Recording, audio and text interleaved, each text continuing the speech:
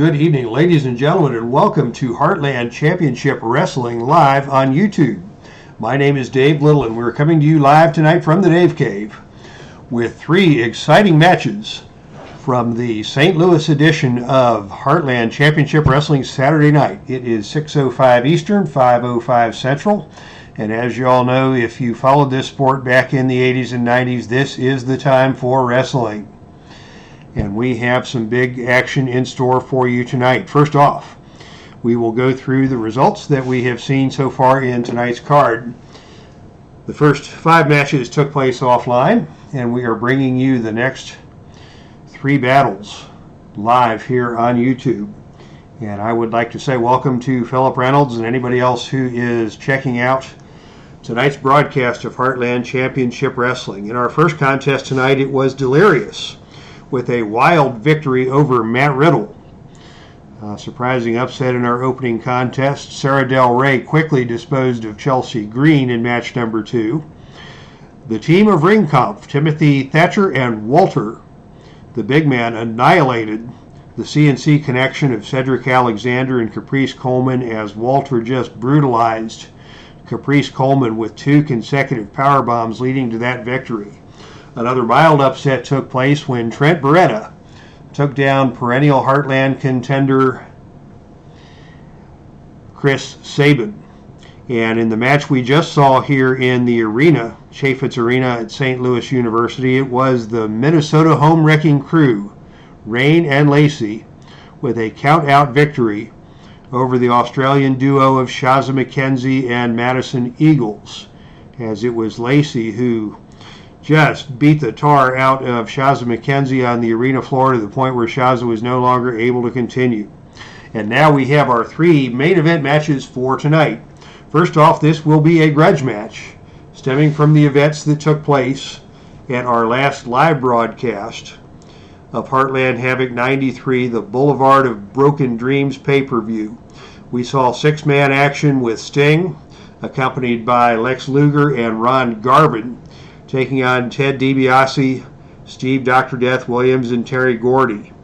And in the conclusion of that match, it was Gordy and Williams who got hold of Sting and held him, allowing Ted DiBiase to slap Sting repeatedly across the face and berate Sting to the point where Sting has made the challenge for this no disqualification grudge match here tonight in St. Louis. Our next match will be, after this, a number 1 contenders match. The winner will receive a shot at the NWA Heavyweight Championship when Rick Rude takes on Nick Bockwinkle. And in our main event, the Ring of Honor Heavyweight Championship will be on the line as the champion Bryan Danielson defends against C.W. Anderson. And with that, fans, let's get to the ring and let's get ready to rumble. Sting and DiBiase, no disqualification grudge match. And we'll start things off with DiBiase on the attack. DiBiase with a hammerlock on Sting. Sting turns that around and tries for a high vertical suplex. He powers DiBiase up and over. DiBiase back to his feet. Sting with another suplex. And DiBiase goes down. DiBiase is hurt. Sting is in control. He's going to go for the elbow drop, and he connects. And DiBiase is again hurt. Sting now is going to try for a running dropkick. He's going to need a choice chart roll to complete this. And that is going to be a roll of 7 or lower. And he missed it. DiBiase ducks out of the way of that dropkick, and DiBiase is in control. DiBiase with a swinging neckbreaker takes Sting down to the mat. Sting is hurt. DiBiase follows up with a whip to the ropes. Sting comes off the ropes, and Sting comes off the ropes and catches DiBiase with a sunset flip into a pinning combination. He'll be pinned on it too, but DiBiase gets out of that one easily. And the match continues. Sting back in control. He's going to go to the top rope for a death jump. And he catches DiBiase with a flying clothesline off the turnbuckle, and DiBiase is down. Sting now goes to the opposite corner as DiBiase staggers to the corner. Sting nails the Stinger Splash. Stinger splash for Sting, and DiBiase takes another point of fatigue on that move. Sting is in control, and the fans are getting on their feet here at the Chaffetz Center. Sting's going to go for another drop kick, and this time DiBiase ducks away again. Smart move by DiBiase as Sting crashes into the corner. DiBiase comes back, and he takes Sting over with a gut wrench suplex, and Sting rolls out of the ring. Sting is out of the ring. DiBiase will follow. As we go to the out of the ring chart, it is Sting who is going to crawl back into the ring helplessly, with DiBiase now in control. What's DiBiase going to do? Oh, he goes for the Cobra Clutch. DiBiase has Sting in the Cobra Clutch, and Sting will give it up on a roll of 3 or lower, but Sting powers his way out of that one. Sting is shaken up now as DiBiase is in control. That Cobra Clutch is a devastating move. We saw DiBiase use that to put an end to Ron Garvin at the last pay-per-view. What's DiBiase going to go do now? He's going to go to the second rope, and he is going to try for a flying axe handle. Needs a roll of 8 or better to complete this, and he gets it. And that will be a pin attempt against Sting. Sting goes down. DiBiase attempts the pin. It's only going to work on Snake Eyes, and Sting kicks out of that one. Both men have 2 points of fatigue now, as DiBiase is in control, and he is going to go to a power slam, and he puts Sting down hard. Another cover. Count of 1. Sting gets out. DiBiase, what's he going to do now? Is he going to go back to the Cobra Clutch? No, he goes to the far ropes. He's going to come with a back elbow off the ropes. And on a roll of 3, Sting is going to get out of the way of that one. What's going to happen here? Sting sidesteps the move, and he's going to roll over on top of DiBiase as DiBiase crashes to the mat hard. DiBiase will be pinned on a roll of 4 or lower, and he kicks out of that one. They've kept it in the ring here for the most part. Despite this grudge match, both men are determined to get the best of one another, as Sting is in control. Sting now is going to go once again for the Scorpion Deathlock. Can Sting wrap on the Scorpion Deathlock? He's got it on. And this is a bad situation for DiBiase. That is a +3 finisher. And DiBiase will be finished on a roll of 8 or lower. Well, what is this? We've got interference at ringside. Here comes Terry Gordy and Steve Dr. Death Williams to ringside. Can they break up the pin attempt? They're in the ring, but the referee stops them. And in comes Ron Garvin, and in comes Lex Luger. They are fighting off Gordy and Williams as DiBiase is trapped in the Scorpion Deathlock, and DiBiase gives it up. Oh my goodness, DiBiase forced to give it up as his reinforcements were cut off. And Sting takes the victory over Ted DiBiase by way of the Scorpion Deathlock. Thanks to Ron Garvin and Lex Luger for having Sting's back in that situation. As Sting got the Scorpion Deathlock on, DiBiase called for the reinforcements, but Sting's men intercepted them, and we're having a Pier 6 brawl here at ringside. I don't think the situation between these 6 men is going to end here, but your winner tonight in this no disqualification grudge match is the man called Sting. All right, ladies and gentlemen, what a fine match we saw to open things up. Lots of good action back and forth between those two men, and a surprising ending there as DiBiase, his plans were not successful thanks to the timely intervention of Lex Luger and Ron Garvin on behalf of Sting. Our next match, ladies and gentlemen, is the number 1 contenders match for the NWA World Heavyweight Championship.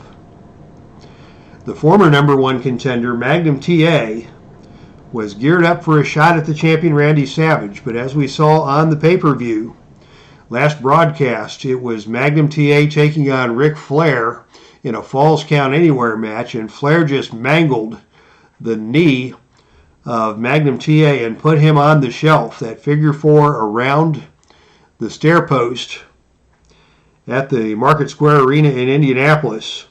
And Magnum TA is going to require knee surgery, and he's going to be out of action for a good 6 to 8 months.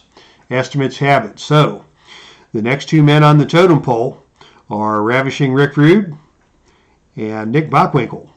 And these two will square off next for the opportunity to go on to face the Macho Man Randy Savage for the NWA World Heavyweight Championship.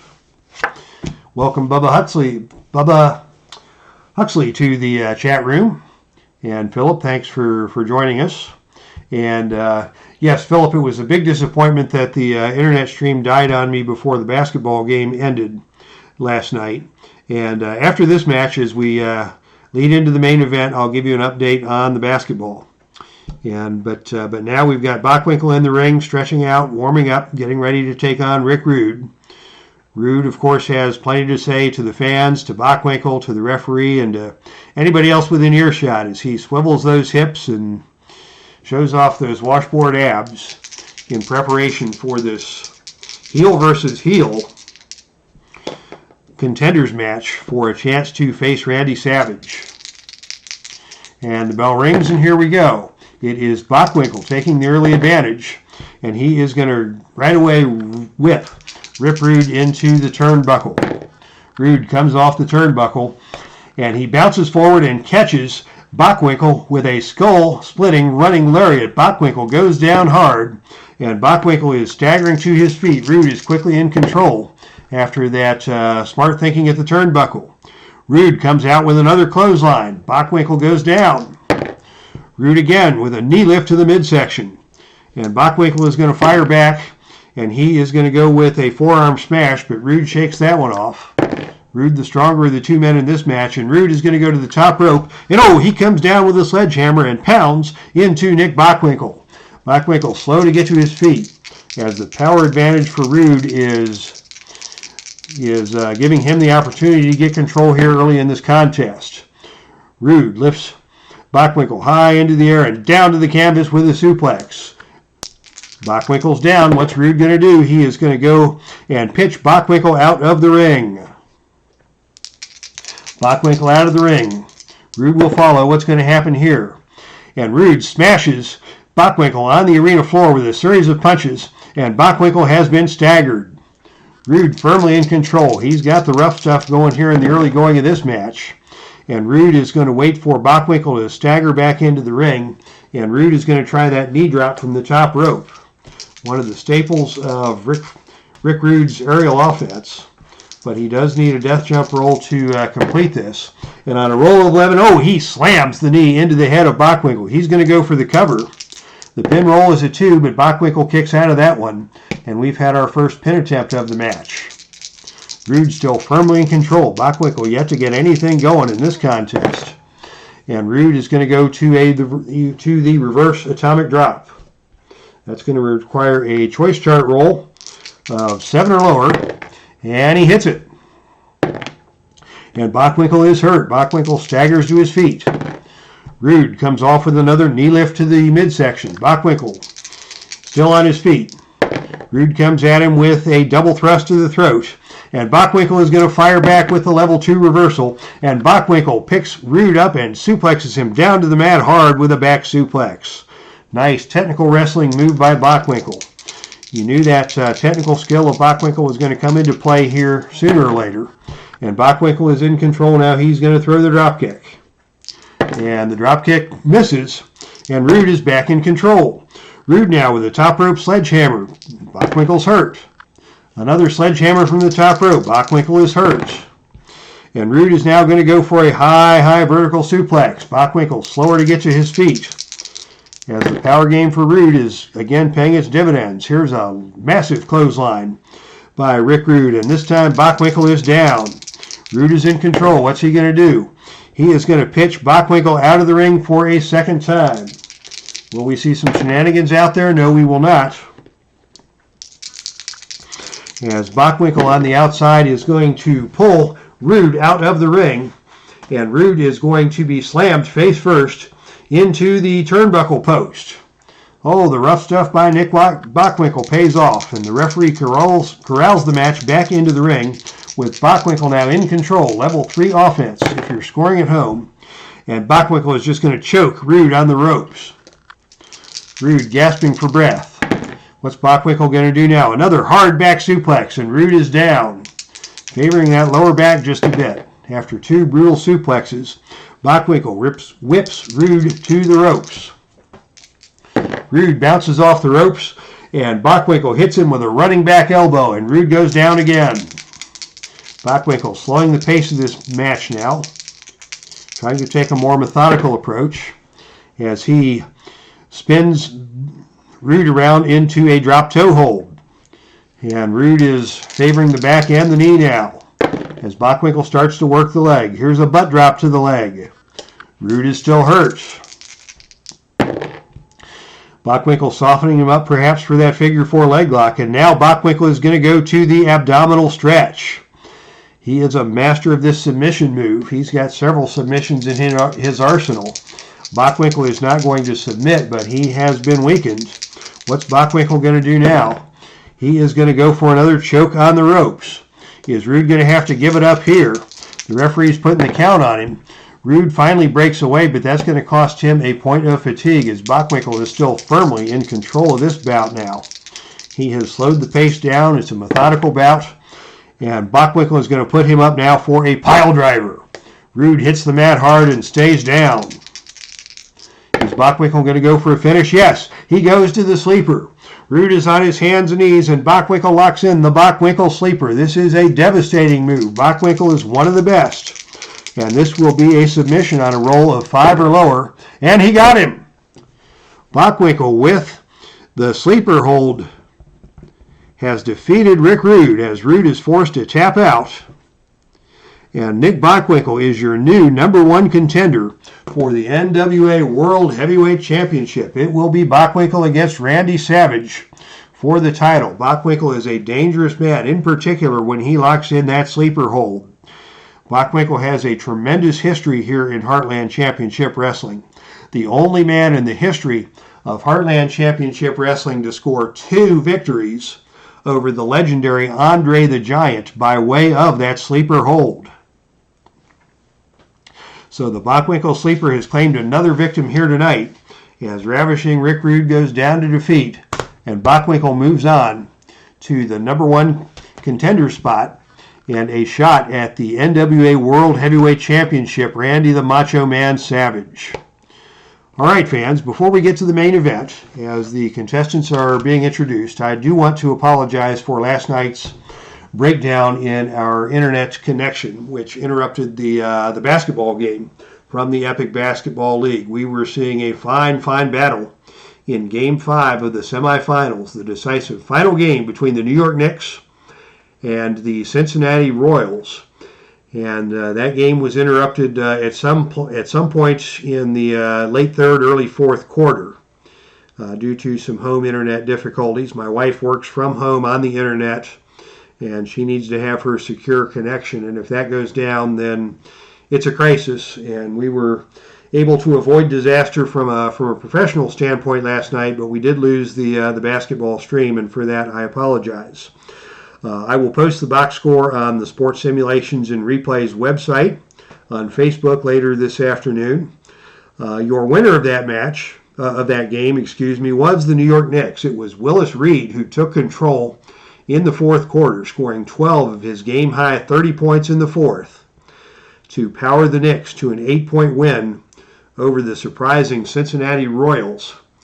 And the Knicks are headed to the Epic Basketball League Championship round, where they will face the winner of tomorrow's game between the Milwaukee Bucks, the prohibitive favorites in that game, heading into a surprising Game 5 against the Atlanta Hawks, who have gone toe-to-toe with the Bucks in that best-of-5 series, and it's coming down to one game, and we will display that game on YouTube tomorrow afternoon, internet conditions permitting.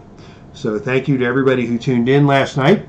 Al Red Sox fan, good to see you, my man. You are just in time for tonight's main event for the Ring of Honor Heavyweight Championship. Bryan Danielson is your champion. and he is a legend in the Ring of Honor. And if you don't follow the old Ring of Honor, this guy is in the WWE now, known as Daniel Bryan. Vince McMahon had to change his name for whatever reason. And his challenger tonight is a surprising challenger, C.W. Anderson. This guy is a journeyman. He is a very, very solid technical wrestler, but he has not been somebody that has been well known for winning a lot of championships around the world. So he will put on a good fight against Bryan Danielson here tonight, but the odds are in the favor of the Bryan Danielson, the American Dragon, to hold on to his belt here tonight. But you never know until they get the match started. So it is time for your main event, ladies and gentlemen. Let's get ready to rumble. And the opening initiative roll goes to the Dragon. Danielson is going to go to the rolling elbow, but Anderson is the more powerful of the two. And Anderson blocks that maneuver and comes back with an armbar. He wrenches Danielson over in the armbar and takes Danielson down to the mat. Good technique on that armbar by Anderson.